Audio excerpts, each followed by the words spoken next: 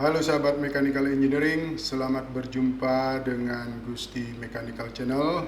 Channel ini sifatnya hanya sharing saja yang memuat materi dasar tentang Mechanical Engineering yang nantinya sahabat akan dapatkan di bangku kuliah.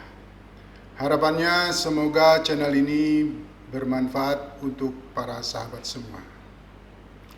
Namun sebelum ke materi, dimohonkan bantuan sahabat-sahabat semua untuk melakukan subscribe, share, dan like, serta jangan lupa mengaktifkan tanda lonceng sehingga para sahabat semua akan mendapatkan notifikasi video baru dari channel ini.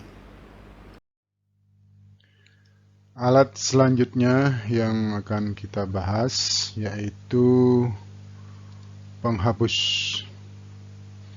Nah, penghapus di sini seperti yang Anda kenal semua, itu wajahnya atau rupanya seperti ini yang umum. Kemudian ada yang namanya mesin penghapus. Ya, kalau ini perlu digosok-gosokkan, kalau ini tidak usah, jadi mesinnya sendiri yang akan menggosokkan. Ya, tentunya untuk menghapus garis-garis yang keliru. Nah, kemudian alat selanjutnya adalah pelindung penghapus. Nah, pasangannya penghapus itu adalah pelindung penghapus. Jadi bentuknya adalah seperti ini, pelindung penghapus.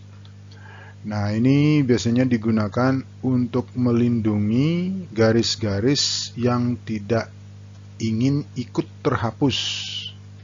Ya, tidak ingin ikut terhapus. Umpamanya ada dua buah garis yang jaraknya sempit. Nah, kalau kita menggunakan penghapus tanpa ada pelindung, maka garis satunya yang mestinya tidak terhapus jadi ikut terhapus. Nah, untuk melindunginya garis tersebut agar tidak terhapus, pakailah pelindung penghapus. Nah, ini contoh atau cara penggunaan dari pelindung penghapus. Alat selanjutnya adalah sikat gambar. Nah, tentu pada saat selesai menghapus tentu ada kotoran-kotoran. Nah, kotoran-kotoran tersebut itu dibersihkan atau dihilangkan atau dikibaskan dengan menggunakan sikat gambar ini. Jangan menggunakan telapak tangan. Alat berikutnya adalah technical pen atau sering disebut dengan rapido. Nah, ini digunakan pada saat kita menggambar dengan menggunakan kertas kalkir. Nah, sama dengan pensil mekanis, di sini ukuran daripada technical pen itu sangat banyak. Ya, mulai dari 0,1, ya, 0,1, kemudian 0,13, 0,18, 0,25, 0,35, dan selanjutnya. Ini 0,5, 0,7, 1, 1,4, ini 2. Jadi dengan menggunakan technical pen di sini, maka garis-garis dengan ketebalan tertentu itu bisa kita penuhi. Ya, kita penuhi dengan ukuran-ukuran technical pen yang ada. Nah, kemudian penggaris segitiga. Ya, penggaris segitiga. Nah, sepasang penggaris segitiga yang siku-siku itu ada yang sudutnya 45-45, di sini 45, di sini 45, dan ada yang 30-60. Jadi sepasang garis ini yang nanti digunakan pada saat menggambar gambar kerja atau membuat gambar kerja. Nah, di sini penggaris segitiga ini ada ukurannya. Ya, nah yang nyaman dipakai itu ukurannya 12, ya, tidak besar dan tidak kecil. Jadi cukupan. Kemudian alat selanjutnya adalah penggaris T. Nah, penggaris T ini dengan memanfaatkan tepi dari meja gambar, kita bisa menggunakan garis T ini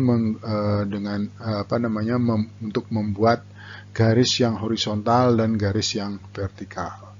Nah, nanti ini di sliding atau digeser pada tepi meja gambar, sehingga kita bisa membuat garis horizontal yang paralel atau garis vertikal yang paralel dengan cara menggeser-geser penggaris T ini di tepi dari meja gambar. Nah, ini jadi ini tepi meja gambar, ini penggaris T-nya. Nah, ini di sliding sepanjang tepinya ini, maka kita bisa membuat garis horizontal yang sejajar. Kita lanjutkan membahas mengenai alat-alat gambar. Nah, alat berikutnya itu adalah sablon bentuk. Ya, sablon bentuk. Nah, ini adalah sablon elips yang bisa membantu kita membuat sebuah lingkaran elips. Kemudian ini adalah sablon lingkaran yang membantu kita nanti membuat lingkaran.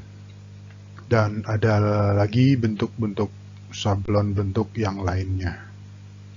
Alat berikutnya itu adalah sablon huruf. Ya, sablon huruf. Nah, ini tentu ada ukurannya. Hurufnya ada yang 5 mm, ada yang 3 mm, dan sebagainya.